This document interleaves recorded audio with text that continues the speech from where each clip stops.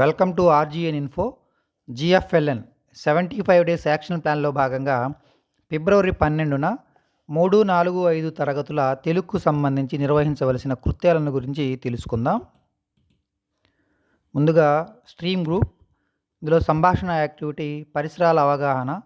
విద్యార్థులకు పరిసరాల పట్ల ఎంతటి అవగాహన ఉందో కొన్ని రకాల ప్రశ్నలు అడిగి తెలుసుకోవాలి. తరువాత కథకు సంబంధించిన కృత్యాలు. ఇందులో అడవిలో మెరిసిన తోట కథ ఇచ్చారు. కథను మన విద్యార్థులకు చదివి వినిపించాలి, అలాగే విద్యార్థుల చేత చదివించాలి. తర్వాత మైండ్ మ్యాప్. కథలోని ఏదైనా ఒక పదాన్ని తీసుకొని మైండ్ మ్యాప్ చేయించండి అంటున్నారు. ఉదాహరణకు నేను అడవి అనే ఒక పదాన్ని తీసుకున్నాను. అడవికి సంబంధించిన కొన్ని పదాలు చూడండి. చెట్లు, కాయలు, మూలికలు, గుహలు, లోయలు, వర్షాలు, తేనె, పక్షులు, కట్టెలు మొదలైన పదాలు రాయవచ్చు. అలాగే మైండ్ మ్యాప్లో ఆ పదానికి సంబంధించిన వాక్యాలు కూడా రాయవచ్చు. ఉదాహరణకు చూడండి, అడవుల వలన వర్షాలు కురుస్తాయి, అడవుల్లో మూలికలు దొరుకుతాయి, అడవుల్లో రకరకాల పక్షులు నివసిస్తాయి, అడవుల్లో తేనె దొరుకుతుంది, అడవుల నుండి కట్టెలు లభిస్తాయి. ఇలాంటి పదాలు కూడా రాయించవచ్చు మైండ్ మ్యాప్లో భాగంగా. తర్వాత ఆటలు. పదపట్టిక చేద్దాం. ఆటను ఆడించాలి విద్యార్థుల చేత.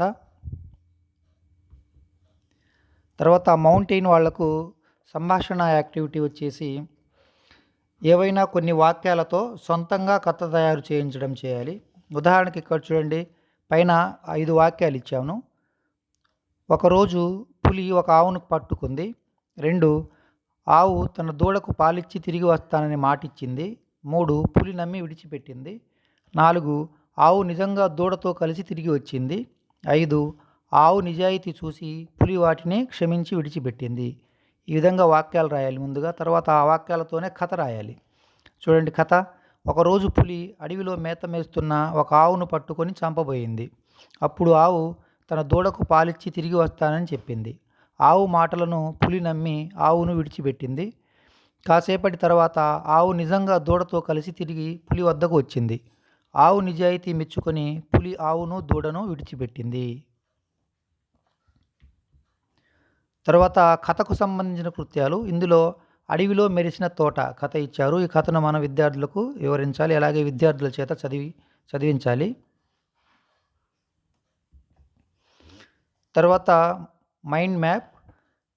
ఇంకొక పదాన్ని తీసుకున్నాను, ఈత అనే పదాన్ని తీసుకొని మైండ్ మ్యాప్ చేశాను. ఇక్కడ ఈతకు సంబంధించిన పదాలు నీరు, చెరువు, మునగడం, ఈదడం, తేలడం, నది, ఈత కొలను, ఈతగాడు మొదలైన పదాలు. అలాగే ఈతకు సంబంధించిన మైండ్ మ్యాప్కు సంబంధించి కొన్ని వాక్యాలు. ఈతగాడు నదిలో ఈత కొడుతున్నాడు, పిల్లలు చెరువులో ఈదుతున్నారు, ఈత కొలంలో పిల్లలు ఆడుకుంటున్నారు, చెరువులో కొందరు మునిగి తేలే ఆట ఆడుతున్నారు, ఈత కొలంలో ఆడుకోవటం పిల్లలకు ఇష్టం. ఇలాంటి వాక్యాలు కూడా రాయించవచ్చు. తర్వాత ఆటలకు సంబంధించి ఏవైనా పదాలతోటి వాక్యాలు తయారు చేయండి అంటున్నారు. ఉదాహరణకు చూడండి, పై బాక్స్లో కొన్ని పదాలు ఇచ్చాను. పాఠశాల, ఉపాధ్యాయులు, చదవడం, ఉదయం, సాయంత్రం, పాఠాలు, ఇష్టం, ఆటలు, అసెంబ్లీ, క్రమశిక్షణ.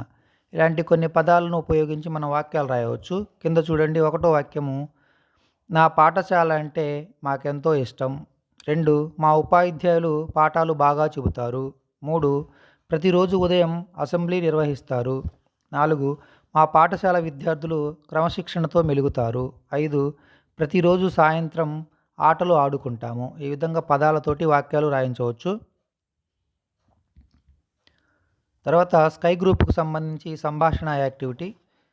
వీళ్లకు ఏవైనా కొన్ని వాక్యాలతో సొంతంగా కథ తయారు చేయించడం. ఉదాహరణకు చూడండి, కొన్ని వాక్యాలు ఇక్కడ ఒక 10 వాక్యాలు ఇచ్చాను. 1, ఒక చెరువు దగ్గర ఒక తాబేలు ఉండేది. 2, ఆ చెరువుకు తరచుగా ఒక కొంగ వచ్చేది. 3, మొదట వారు ఒకరినొకరు చూసి భయపడ్డారు. 4, కానీ కొన్ని రోజుల్లో వారు మాట్లాడుకుంటూ మంచి స్నేహితులయ్యారు. 5, ఒకరోజు చెరువులో నీరు తగ్గిపోయింది. 6, తన స్నేహితుడి బాధ చూసిన కొంగ దగ్గరలో ఉన్న మరో పెద్ద చెరువును గురించి చెప్పింది. 7, తాబేలును సురక్షితంగా అక్కడికి తీసుకెళ్ళింది. 8, కొత్త చెరువులో తాబేలు ఆనందంగా జీవించింది. 9 తన స్నేహితుడు కొంగకు కృతజ్ఞతలు తెలిపింది. 10 వారి స్నేహం వల్ల ఇద్దరికి చాలా సంతోషం కలిగింది. ఈ వాక్యాలతో కథ రాద్దాం. చూడండి, ఆ వాక్యాలను మనం పేరా రూపంలో మారిస్తే కథగా మారిపోతుంది. ఈ విధంగా వాక్యాలతోటి కథ రాయాలి మనం. తర్వాత కథకు సంబంధించిన కృత్యాలలో అడవిలో మెరిసిన తోట కథ ఇచ్చారు. కథల పుస్తకం నుండి విద్యార్థులకు కథను చదివి వినిపించాలి. అలాగే విద్యార్థుల చేత చదివించాలి. తర్వాత మైండ్ మ్యాప్. స్కై గ్రూప్ వాళ్లకు మైండ్ మ్యాప్ అడవి అనే పదాన్ని తీసుకొని అడవికి సంబంధించిన పదాలు రాశాను. చూడండి, అడవి, చెట్టు, మొక్క, వనం, పొదలు, పులి, సింహం, ఏనుగు, జింక, కోతి మొదలైన జంతువులు అడవిలో ఉంటాయి కదా. అలాగే కాకి, గద్ద, గువ్వ, నెమలి, నది, కొండ, చెరువు, గాలి, వర్షం, ఆకులు. ఇలాగా అడవి పదానికి సంబంధించి మైండ్ మ్యాప్ చేయించవచ్చు. అలాగే అడవి పదానికి సంబంధించి వాక్యాలు కూడా రాయవచ్చు. తర్వాత ఆటల్లో మనకు స్కై గ్రూప్ వాళ్లకు నాటక ప్రదర్శన ఇచ్చారు. ఉదాహరణకు చూడండి, మనకి ఇచ్చిన కథనే సంభాషణ రూపంలో నాటకంగా ఎలా చేయాలో ఇక్కడ వివరించాను. ఇక్కడ ఫస్ట్ అడవిలో కోతి, ఎలుగుబంటు మాట్లాడుకుంటున్నాయి. ఎలా మాట్లాడుకుంటున్నాయో చూడండి. కోతి బావ అంటుంది, ఎలుగు మామ, రోజు ఈ అడవిలో ఉండి బోరు కొడుతుంది. ఈరోజు మనం పట్టణానికి వెళ్దామా అన్నది. అప్పుడు ఎలుగుబంటి మామ అంటుంది, మంచి ఆలోచనే బావా, కానీ మనం ఇలాగే వెళ్తే మనుషులు భయపడతారు కదా. అప్పుడు కోతి అంటుంది, అందుకే నా దగ్గర ఒక ఉపాయం ఉంది. మనం మనుషుల్లాగే చొక్కా, లుంగి వేసుకుందాం, కళ్ళకు అద్దాలు, నెత్తిన టోపీ పెట్టుకుందాం. అప్పుడు ఎవరూ గుర్తుపట్టరు. అప్పుడు ఎలుగుబంటి మామ అంటుంది, భలే ఐడియా, పద తయారై వెళ్దాము. తర్వాత పట్టణానికి వెళ్ళారు. పట్టణంలో ఒక పెద్ద పార్కు దగ్గర నిలబడి ఈ విధంగా మాట్లాడుకుంటున్నారు. ఎలుగుబంటి అంటుంది, అబ్బో, ఇక్కడ ఎంత బాగుందో చూడు, పిల్లలందరూ గుంపులు గుంపులుగా ఎంత ఆనందంగా ఆడుకుంటున్నారో. అప్పుడు కోతి అంటుంది, అవును మామ, అక్కడ చూడు, కొంతమంది పిల్లలు నీళ్ళలో ఈత కొడుతున్నారు, మరికొందరు ఊయలు ఊగుతున్నారు అని అన్నది.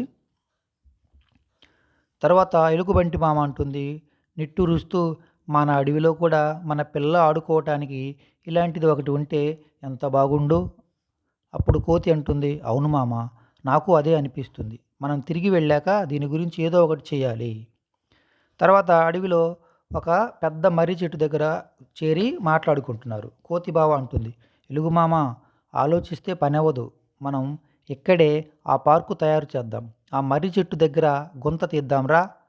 అప్పుడు ఎలుగుబంటి, సరే, నువ్వు చెప్పినట్టే చేద్దాం. ఇద్దరు కలిసి గుంత తవ్వారు. తర్వాత కోతి అంటుంది, గుంత అయితే రెడీ అయింది, కానీ నీళ్లు ఎలా?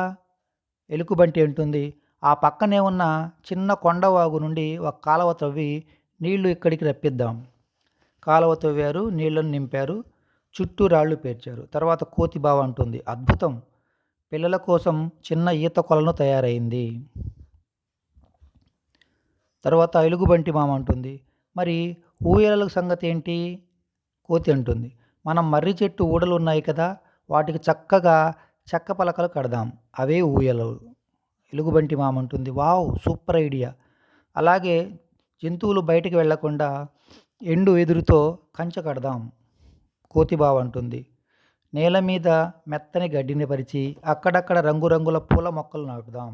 ఇద్దరు కలిసి చకచకా పనులు పూర్తి చేశారు. చివరగా అందమైన తోటను చూసి మురిసిపోతూ ఎలుగుబంటి అంటుంది, అమ్మయ్య, మన కష్టం ఫలించింది.